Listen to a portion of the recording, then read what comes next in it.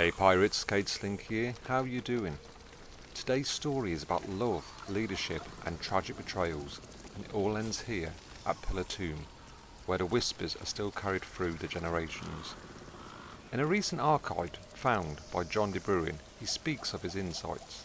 Here at Pillar Tomb is where the Nguanan kings of old are buried, each individual cavity carved into the red earth several meters wide and deep, and then consecrated with a ritual lasting from weeks to months. It is said that unless an Nguanan king is buried under these sacred pillars of sandstone, their descendants will forever be doomed to share their fate. Perhaps this is why King Mweni secretly instructed his followers to lay his body to rest several weeks after the late king was deposed by his traitorous sister. He had not wished for his bloodline to be tainted in such a manner, though, ironically, his blood had already been shed by one of his own.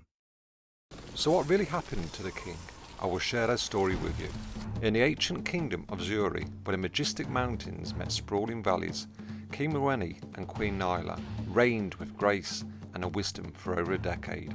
Their rule was marked by prosperity and harmony, drawing admiration from their spirits and envying glances from neighbouring realms. Together they cultivated an era of peace, fostering trade and cultural exchange. However, beneath the surface of this idyllic reign lay darker currents fueled by ambition and betrayal.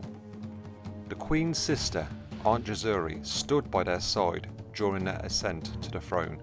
Initially, Jazuri was a source of strength, advising her sister and brother-in-law in matters of state. Her keen intellect and strategic mind earned her position in the royal court. But as time passed, Jazuri's desire for power began to consume her. She believed that her insight could steer the kingdom towards greatness, but her methods grew increasingly reckless. Jealous of the love and the respect the king and queen commanded, Jazuri secretly plotted against her sister.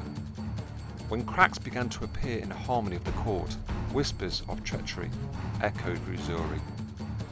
Aunt Jazuri was discovered to have been conspiring with rival factions. Sowing discord amongst the nobles, the queen, faced with the betrayal of her own flesh and blood, made the painful decision to confront her sister. In a tense council meeting where loyalties were tested, Queen Nala called out the treachery in front of the gathered court. The revelation shocked the kingdom, yet Jazuri, with a heart hardened by resentment, refused to repent. In a moment that would forever mark Zuri's history, Aunt Jazuri was sentenced to death as a traitor. The weight of the execution bore heavily on the queen, but she understood the necessity of justice. On the day of her sister's execution, the skies cried with torrential rain that felt like the kingdom's mourning. The axe fell, liberating the kingdom from the treacherous hand, yet leaving a scar on the royal family. Years passed and the kingdom healed. However, the fate had a further twist in store. A clandestine army, once loyal to the Aunt Jazuri, lurked in the shadows, plotting revenge against the king and queen. Unbeknownst to them, the seed of treachery had claimed yet another life. In the brutal betrayal echoing off her sister, it was King Mweni's own blood, his treacherous sibling, who delivered the fatal blow. In a bitter quest for power, she resorted to a cunning deception, posing as a loyal advisor, fooling the king. The assassination sent shockwaves through the kingdom. The once harmonious realm plunged into chaos as the power struggles erupted, and the people mourned the loss of the noble king. Queen Nala was left with heartbreak and devastation, her reign forever tarnished by the betrayals that festered within her own family.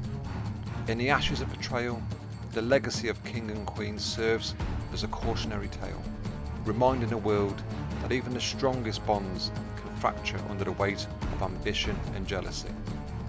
Their story, one of love, leadership and tragic betrayal, endures as a fateful chapter, echoing through the Pillar Tomb, a solemn reminder that loyalty is easily lost and that destiny can be as cruel as it is unpredictable.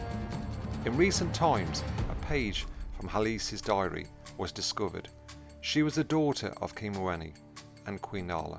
It reads, "Today I learned a new word, beheaded. It means that a scary man with a big sword cuts your head off after you make father or mother very angry.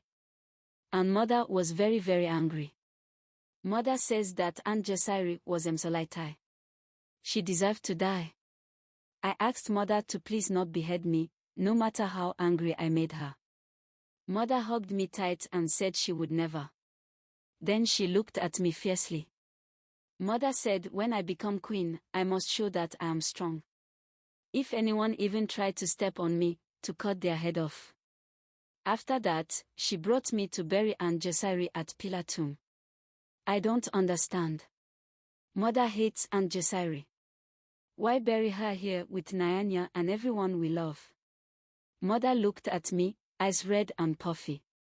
And said because she is still my sister. Maybe Mother is not that strong. When I become queen, nobody will ever step on me. And if anyone dares, I will behead them and throw their body into the sea. Thanks for watching. If you enjoyed this video, don't forget to check out some of my other stories and also hit that like and subscribe button on your way out. Take care, bye bye. Hurrah, me boys, we're homeward bound, and when we gets to the Wallasey gates, goodbye, fare ye well, goodbye, fare ye well. Sally and Orly for the flashmen do wait. Hurrah, me boys, we're home.